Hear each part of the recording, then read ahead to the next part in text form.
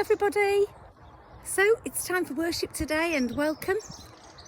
Well, today, and especially for Mrs. Richards' class, the roving reporter today is down at the pond. I kind of want to explain how I've ended up in the pond area today. Well, it's actually quite early morning, as you can hear the birds are singing away, waking everybody up. And on my walk to school this morning, I looked over the fence into the pond area and realised I hadn't been for ages. In fact, I haven't been down to the pond area since the winter time. And when I came in the winter time just to check it out and see how things were, it was kind of quite a dark place to come. It was a dark, damp day when I came. There was nothing really growing. It was just, you know, the trees and the sort of grass, and that was it. There was nothing exciting about it. And it actually felt quite nothing special, quite dark place to be. But then when I came in this morning, I realised what a great, spring into life the pond had had. You can see in the background that lovely yellow bush. The pond is completely alive with frogs and tadpoles. The birds are singing. There's loads of signs of new life. And it made me think what a great place to do my worship from today. Because in today's worship, we're going to be thinking about the best bit of the Easter story. In fact, probably the most important day of the whole Christian year. I know most people think Christmas is, but actually, the reason Jesus was sent to earth at Christmas manifests itself on Easter Sunday, when Jesus rises from the dead and gives everybody new life and new hope. So it seemed a great place to talk about new life and new hope, in the pond area where there is new life. And so that's why I've chosen to be down here today. I'll give you a little tour first for those people who haven't been for a while. So for those people who haven't been in the pond area or haven't seen it for a long time, this is what it's looking like at the moment. An overgrown flower bed, but with a beautiful sign of new life. Looks like we could do with somebody down to do some gardening here. The bird tables. The lovely wooded area in the background. It's just a great place to come, and I think we've forgotten as a school how privileged we are to have this beautiful nature area. I think it's an amazing space in our school that is often a little forgotten, and it's a great place to come. We've got our insect bug hotel here. I think that's really cool. We've got this amazing forsythia bush growing, lovely wooded areas, and of course our fabulous pond, which at this time of year is full of frog spawn, and it's full of tadpoles, and it's full of very active frogs, all springing into life. And it's just a really gorgeous place to come.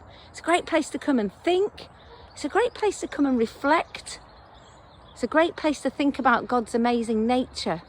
And at this time of year, it's a fabulous place to think about new life. So I hope you've enjoyed your tour of the pond. And I'm sure that teachers will bring you down here so that you too can enjoy having some time. For me, what I really like is just seeing the odd daffodil just springing into life too. I'll just take you to see the frogs. They're pretty active this morning. I'll see if I can see any moving around. Oh, it's quite quiet at the moment. Perhaps you can see all the frog spawn there though, and you can see underneath the water the frogs rippling. Anyway, it's time for us to start worship, so I'm going to hand over to some children to share our symbols of Christian faith with you now. Now we are going to share with you the symbols of our Christian faith. The cross reminds us that Jesus is the centre of our school. The candle reminds us that Jesus is the light of our world. The Bible reminds us to listen to God's words.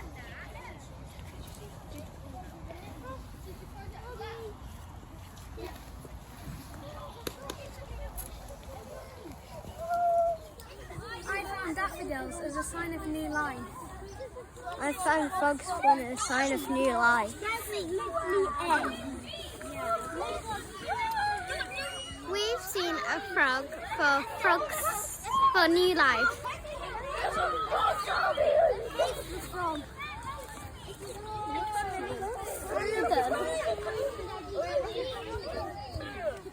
see a little frog there, look. Having a look at the frog spawn.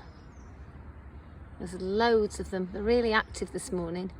Really squirming around. There's another one, look. It's just popped under the water. He's a super frog, look. Oh, I thought you'd like to see him.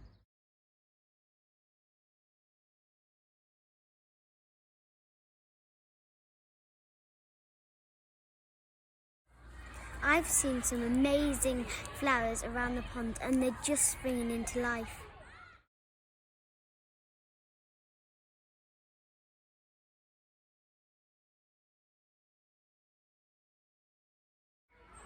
We've seen this yellow tree as a sign of new life.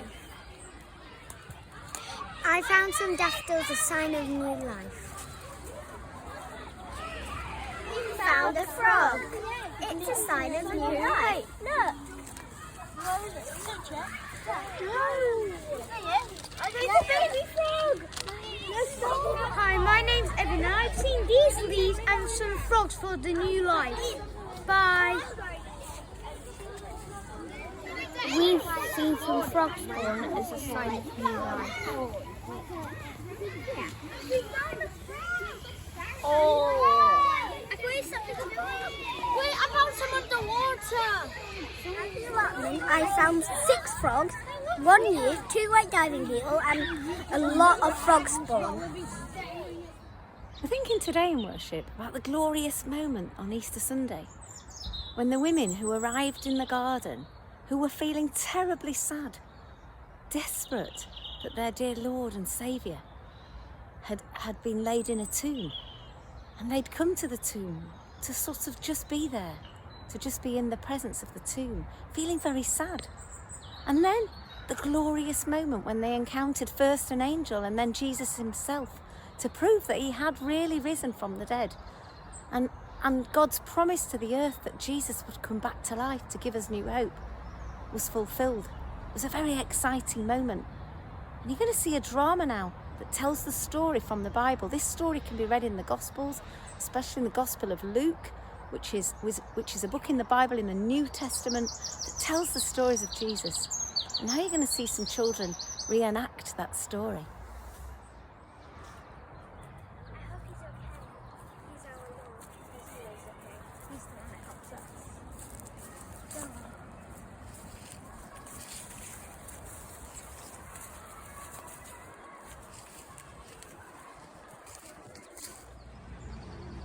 Gonna be okay.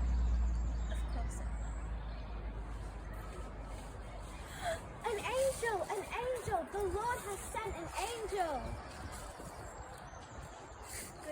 Good news. Jesus has risen. Jesus is alive. Go tell everyone. My son is alive. The Lord has risen. We must go tell everyone. Come on.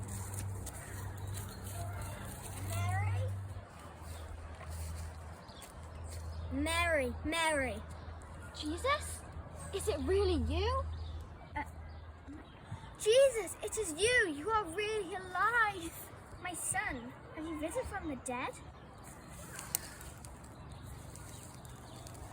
Do not fear, I have risen. Go to Galilee and tell the disciples that I have risen.